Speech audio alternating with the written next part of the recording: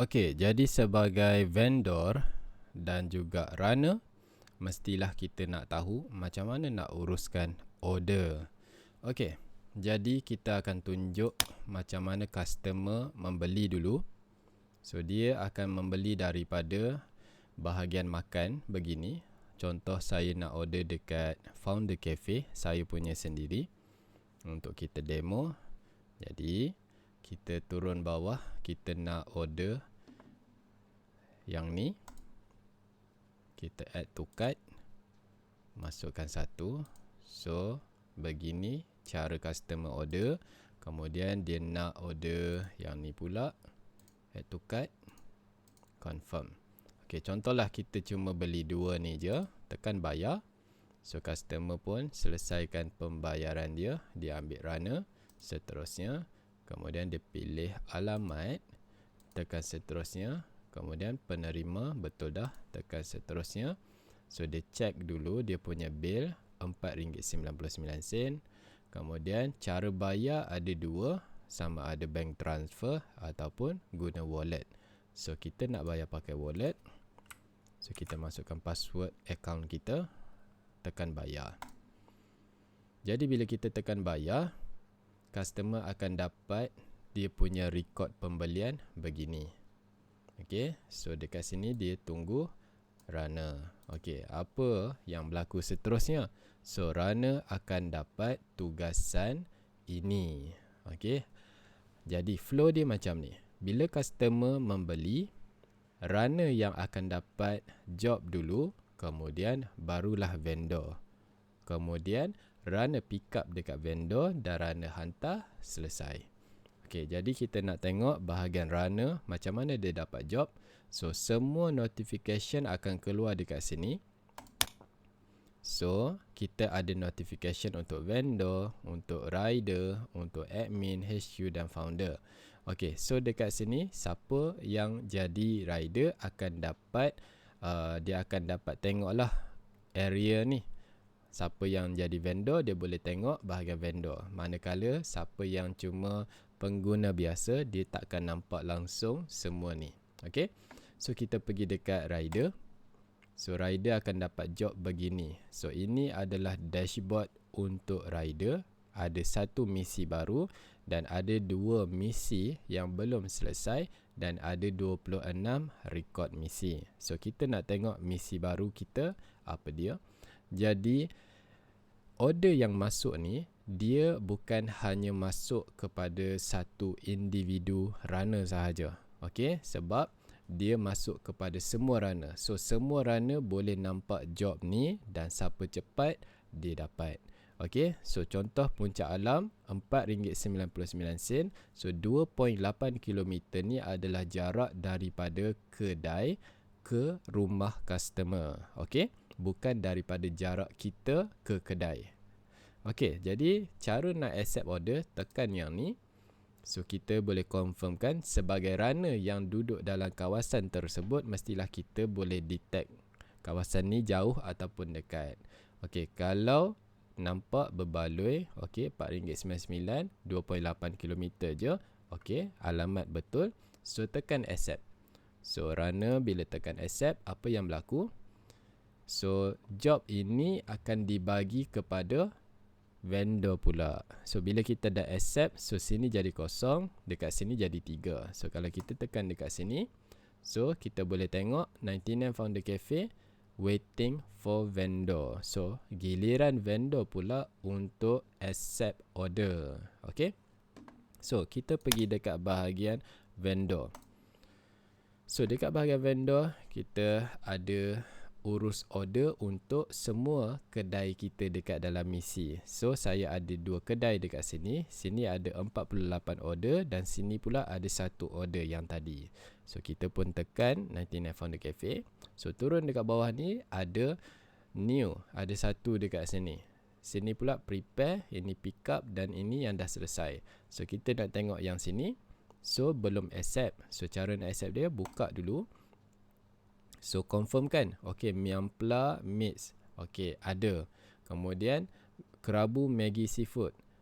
Yang ni tak ada. Okey, contohlah tak ada. So apa nak kena buat? Tekan je dekat sini Kerabu Maggi Seafood. Okey, kalau tengok dekat sini harga dia berapa? 64.80 sen. Ini adalah harga profit jualan. Okey, 100%. Kita tak ada potong apa-apa. Ini adalah 100% jualan menu tersebut. Okey, let's say kalau Kerabu Maggi Seafood ni tak ada, so apa yang vendor kena buat? Refund balik yang ni. So macam mana nak refund? Tekan je Kerabu Maggi Seafood ni. So dia akan keluar macam ni. Kerabu Maggi Seafood, sila tentukan kuantiti refund. Okey, so cara nak refund order ni, tekan je anak panah ni, dia akan turun dekat bawah ni. Bila tekan, nampak tak dia keluar macam mana? Dia keluar macam ni. So artinya kita nak refund satu item berharga RM16.9. So kita tekan je kemas gini. So dia akan update. So tinggal profit kita tinggal RM47.90 sahaja dekat sini. Okey, jelas tak? Okey, yang ni pula jadi kosong sebab kita dah refund. So bila kita dah refund, tekan accept. Apa yang berlaku? Kita kena set masa. Berapa lama kita nak selesaikan order ni? Sebab apa? Bahagian ni penting. Kita nak elakkan daripada runner tersidai depan kedai. Runner sepatutnya boleh buat job lain.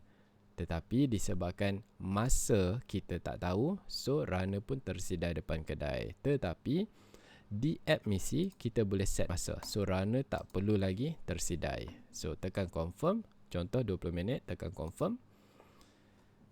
Okey, so dia akan masuk ke bahagian prepare macam ni. So setiap order yang kita telah set masa, dia akan keluar masa macam ni untuk countdown. Okey, kita pergi balik dekat bahagian customer. Customer dekat sini record pembelian. So customer akan dapat tahu bahawa vendor set 25 minit 20 minit dekat sini. Kemudian dia boleh tengok, okey, yang ni refund. Okey, so yang dia bayar tadi untuk yang ni telah masuk ke dalam dia punya wallet. Okey, jadi kita pergi dekat bahagian runner. Bahagian runner sebab runner yang akan uruskan seterusnya. So 99 Founder Cafe ni 19 minit je lagi. So runner kena pastikan berada di kedai 5 minit awal. Okey, 5 minit awal. Okey, kita katalah kalau dia dah sampai awal. Okey, kalau dia dah 5 minit kemudian dia pun sampai. So, dia cuma kena tekan pick up order sahaja dekat sini. So, pastikan 256. Ini adalah nombor order dia. Okey, ini kalau kita tunggu masa sampai 5 minit. Tetapi ada kalanya kedai makan siap awal. Order tu siap awal. Okey, contohlah kita pergi dekat vendor ni. Contohlah order ni siap awal. Jadi cara dia, kita boleh panggil pick up. Kita boleh panggil runner datang pick up lebih awal. So tekan je button panggil pick up ni. So apa yang akan berlaku? Dia akan tulis dekat sini okey, dekat sini dia akan tunjuk masa, tetapi dekat runner dia akan tulis boleh pick up macam ni. So bila runner tengok okey boleh pick up, so dia pun bolehlah uruskan order ni terus. Okey, jadi macam mana dia nak uruskan? Dekat sini ada Google Map. Okey, Google Map ni peranan dia adalah untuk runner akses terus ke Google Map. Okey, so bila kita tekan yang ni, so dia akan kita kena buka pakai phone. Saya pakai komputer tak boleh nak tunjuk. Tetapi kalau pakai phone, dia akan terus buka dekat Google Map. Okey, jadi runner pun pick up order. Dia bagi tahu dekat waiter dia punya order 256. Kita tekan sini. So dia pun kena set berapa lama dia nak hantar ke rumah tersebut. Jadi mungkin dia tahu rumah tersebut dekat mana. So dia tahu berapa minit dia akan sampai ke sana. So ini cuma anggaran. Kalau terlebih sikit tak ada masalah. Kalau terawal sikit pun tak ada masalah. Okey, ini cuma anggaran supaya apa? Customer tahu kita dalam perjalanan. Okey, contohlah 5 minit, tekan confirm. Okey, jadi on delivery. bermaksud dekat sini kita dalam perjalanan lah. Jadi bila kita dah sampai dekat customer nanti, cara nak drop off makanan tersebut, diwajibkan untuk upload dulu gambar penghantaran. Kemudian barulah boleh klik drop off. Bila klik je drop off, duit akan terus masuk ke dalam wallet masing-masing. Okey, jadi itu sahaja cara order untuk rider dan juga vendor.